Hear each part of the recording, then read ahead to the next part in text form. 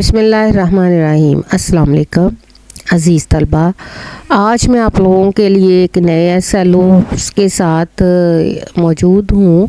یہ برقی ای میل جو آپ لوگوں کو ایک لازمی آپ لوگوں کا امتحانی نقطہ نظر سے سوال ہے اور تخلیقی لکھائی میں یہ آ سکتا ہے، ٹھیک ہے۔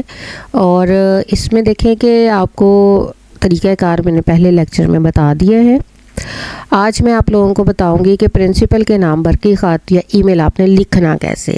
تو بیٹا یہ بنام آپ لکھیں گے اور کوئی بھی فرضی ای میل ایڈریس لکھیں گے، آپ اپنا اصل والا نہیں لکھیں گے۔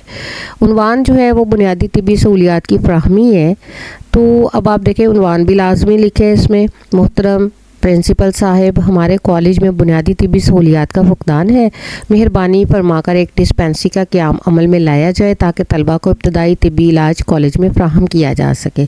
من جانب یہ نام، پتہ، ٹیلی فون نمبر، یہ ساری چیزیں آپ لوگوں نے فرضی لکھنی ہے۔ امتحانی نقطہ نظر سے آپ اصل نام یہاں پہ نہیں لکھ سکتے، میری یہ بات آپ یاد رکھیے گا۔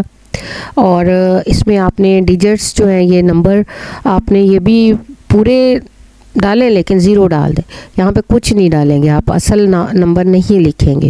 لیکن بیٹا آپ لوگوں نے کوشش کرنی ہے کہ یہ آپ کا بہت مختصر ہوتی ہے ای میل، آپ لازمی، کیونکہ آج کل یہ ای میل کا دور ہے، اے آئی کا دور ہے اور ہمیں وقت کے تقاضوں کو پورا کرنا ہے۔ اور الحمدللہ کہ تفسیری ادب میں بھی یہ سارے آپ کے موضوعات جو ہیں ان کو شامل کر دیا گیا ہے، اور انشاءاللہ میں آپ لوگوں کی معاونت کرتی رہوں گی جہاں جہاں پہ آپ لوگوں کو ضرورت محسوس ہوگی طلبہ کی، اور دعا میں یاد رکھیے گا۔ اللہ تعالیٰ آپ لوگوں کا حامی و ناصر ہو۔ شکریہ۔